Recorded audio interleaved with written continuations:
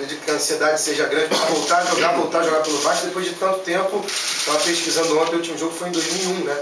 10 anos aquela decisão da Taça João Avelange e essa partida fora de casa contra o Corinthians. Claro que não vai ter aquela presença da torcida em São Januário, mas sem dúvida é um momento importante na tua carreira, né? Mesmo tendo experiência, é lógico que eu fico um pouco ansioso, com vontade de jogar e de jogar bem, que é o mais importante.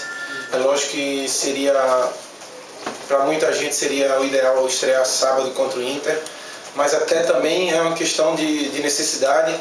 Nós perdemos alguns jogadores importantes, como o Eduardo e o Bastos, um por contusão e outro por problema de contrato. E me tornei mais uma opção para o Ricardo. Eu acho que ele definiu que eu deveria começar jogando já nessa reestreia. Eu estou me sentindo bem e eu espero que eu faça um bom jogo para ajudar o Vasco a conseguir um bom resultado, sabendo que estrear contra o líder do brasileiro sempre é muito difícil. É um time que eu tenho muito respeito, muita admiração pela história. É tudo um reinício, voltar a enfrentar clubes brasileiros, estilo de jogo, tudo isso. Eu espero que saia tudo bem amanhã. Uma pergunta, você é definido que você vai jogar o tempo inteiro, um tempo só?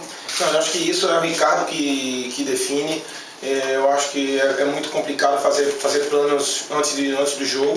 Eu também não vou calcular, não vou pensar muito, né, no que vai ser. Eu vou entrar em campo para tentar dar o meu melhor, como eu sempre fiz, com muita vontade de ajudar.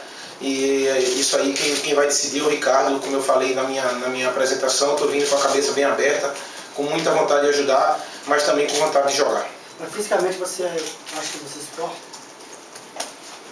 Eu acho que sim. Agora, jogo é jogo, né? Treino é treino, os treinamentos foram bons.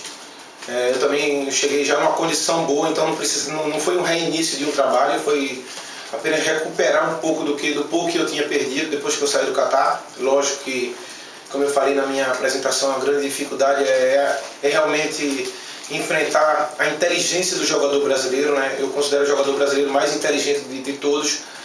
E quando eu falo de inteligente, é no campo jogando, para ler o jogo, para reagir, para pensar realmente primeiro, antecipar as jogadas. E eu estava no futebol em que não fosse fácil de jogar, mas simplesmente que os jogadores não têm tanta experiência, né, tanta vivência. O jogador brasileiro, praticamente todos começaram a jogar na rua. E nós temos essa vivência de levar isso para o campo, essa malandragem do lado positivo.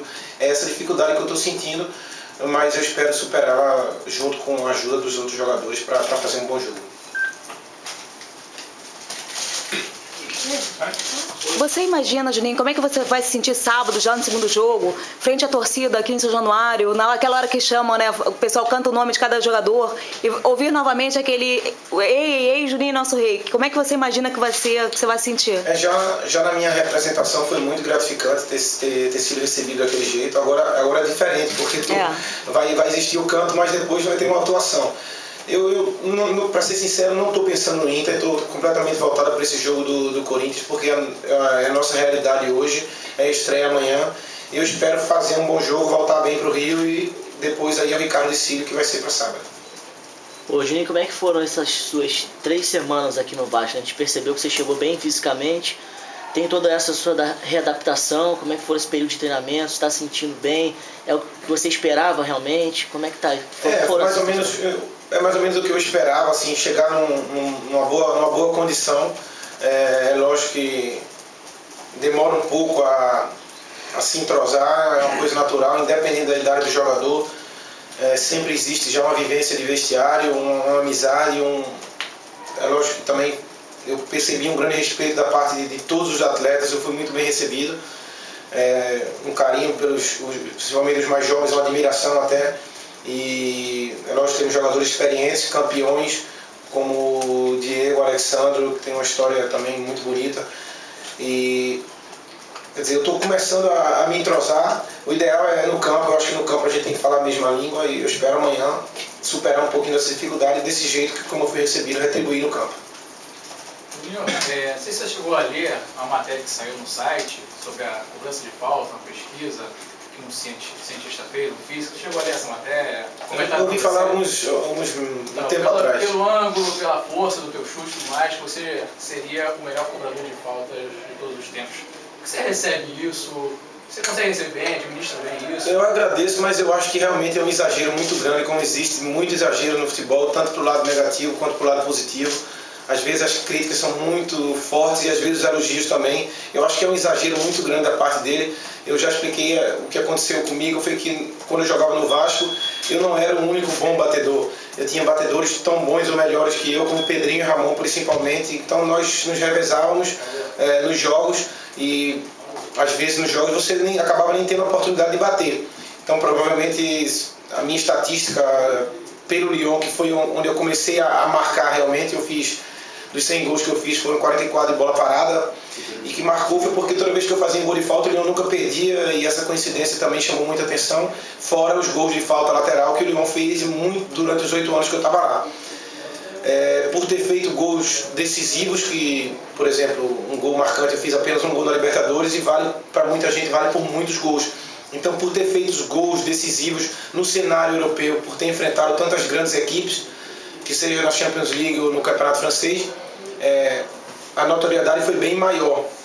E é lógico que quando eu cheguei no Lyon, cheguei lá e treinava aqui com vários jogadores. Por exemplo, eu treino aqui quando eu cheguei com o Vasco, com o Fagner, com o Alexandre, com o Bernardo, com o Diego e não me lembro o outro agora que treinou com a gente, o Felipe Bastos, e são excelentes batedores. Agora cada um às vezes tem sua forma de bater. Eu evoluí porque quando eu cheguei no Lyon não tinha batedor de falta, os jogadores não ficavam depois do treino para treinar, e eu vi que era uma oportunidade única para mim. E eu já gostava de treinar, já batia bem na bola, se tornando o único batedor de um time que ninguém queria bater falta, por exemplo. Então todas as faltas nesses 8 anos que eu passei no Lyon, fui eu que bati, ninguém encostava na bola. Provavelmente a minha possibilidade de marcar gols ela aumentou muito. Então é lógico que por bater muito mais eu evoluí, eu fui variando a maneira de bater, fui evoluindo, lógico, por treinar mais também, de longa distância e de perto, mas eu acho que é um exagero. Eu me considero um bom batedor, tão quanto grandes batedores como Rogério Ceni e Marcos Assunção hoje no Brasil, que são os 2 melhores. Eu ainda não voltei oficialmente, assim, não vou reestrear amanhã. A partir de amanhã eu espero estar no nível deles e que não se espere uma falta a partir da linha do meio campo, como foi um pouco no Catar quando eu cheguei. Falta a partir do meio campo, todo mundo estava esperando o gol, ficava todo mundo me olhando, né? Demorei muito para fazer um gol de falta. Eu espero que aqui não demore tanto, mas eu me sinto bem em saber que eu sou considerado um grande batedor de falta, mas também sem exageros. Ô Juninho, você quando saiu em 2001, você falou, além de você tinha outros grandes jogadores. E hoje você voltou ao Vasco, naquela sua apresentação, naquela sua coletiva, você falou que você chegava, queria servir de exemplo, mas que também queria ser mais um, né? Era um atleta. Só que, querendo ou não, há uma admiração muito grande de parte dos jogadores. O Fagner até aqui sentou outro dia e falou, pô, o Juninho é brincadeira, batendo falta. O Diego Souza falou, pô, vamos torcer para ter uma falta, que o Juninho não é. Então também existe essa adoração por parte dos jogadores que, pô, eu te vejo como exemplo. Como é que é você lidar com isso no dia a dia? Chegar cedo para treinar, saber que é um exemplo, tá todo mundo te olhando. Outro dia teve um treino só dos reservas, eu pude observar. Os reservas eles ficam meio correndo, mas ficam te olhando e você sempre treinando como exemplo. Como é que é essa rotina do dia a dia com os outros jogadores? É natural porque eu também passei por isso e eu sempre tentei aprender em todos os treinamentos, em todos os jogos, todos os dias. Eu acho que eu ainda tenho que aprender, eu também quero aprender com eles, né, porque eu estou no final da minha carreira em que eu não tenho mais nada para aprender. É lógico que por ter mais experiência também tenho muita coisa para passar. Os jogadores mais jovens acabam, até por educação, eles acabam também, respeito, entrando nesse aspecto do lado das faltas, né, de ter essa expectativa. E até também é uma maneira, o que eu falei antes, né, a minha vinda para o Vasco, pelo menos uma coisa eu tenho certeza, né, vai aliviar para muitos jogadores, porque eu passei por isso. Quando a gente jogava com o Edmundo, quando a gente jogava com o Romário, nós éramos mais jovens e nós não percebíamos isso, e era muito mais simples para a gente jogar às vezes do que para eles, né? Mesmo eles decidiam muitas vezes, né? Eles decidiam muito mais do que eu decidi. E eu acho que para esses jogadores mais jovens, que são importantes hoje para o Vasco, é uma forma também de se liberarem mais, de saberem, como eu posso dizer, utilizarem mais essa pressão de uma forma positiva, sabendo que tem a minha presença. Então, isso aí já está sendo gratificante para mim, sabendo que alguns jogadores talvez possam até subir de rendimento por causa da minha presença. Entendi outra coisa só rapidinho, porque você, quando fechou, teve aquela questão do salário mínimo, você falou que não queria roubar o Vasco, teoricamente, porque você sabe do seu potencial, queria ver como é que você ia chegar. Você está otimista agora? Você achou que vai ser um jogador de salário mínimo ou que vai poder render como um grande jogador de um grande salário?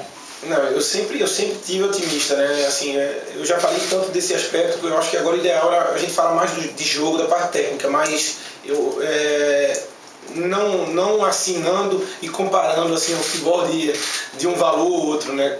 Lógico, cada jogador tem seu valor, quando ele vai assinar o contrato ele tem uma vida, ele tem o direito dele de fazer o contrato que ele acha, como o clube também tem direito de pagar o que ele acha que tem que pagar.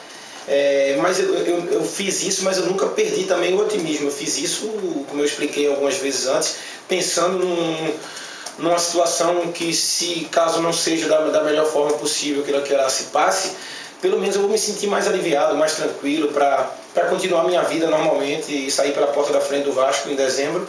Mas eu acho que vai correr tudo bem e daqui para dezembro a gente vai ter uma noção de o que vai acontecer depois. Acaba em dezembro? Não, meu contrato acaba em dezembro, eu assinei um contrato com o Vasco até dezembro. Então eu me concentro até dezembro, não dá para chegar agora nessa fase da minha carreira e dizer que eu vou fazer muitos planos.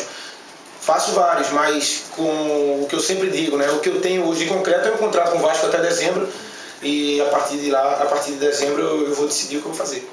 Juninho, apesar da experiência, cara, fica aquela expectativa de garoto, de quando você começou, até por tudo que envolve essa tua reestreia, sei lá, de noite você tá pensando assim na tua estreia, tu sonhou com a tua estreia, essa viagem, vai sentir o frio na barriga, minutos antes de entrar no campo vai dar um frio na barriga, como é que tá sendo, como é que você tá trabalhando isso? Tá com um garoto? Nesse tempo que tá aí, se o avião balançar, realmente vou sentir um friozinho na barriga, eu não gosto muito de viajar na voz. Eu espero que o frio na barriga seja só pela viagem mesmo. No Catar estava acostumado a ir de ônibus, a viagem mais longa era 30 minutos, né? São Paulo é perto também.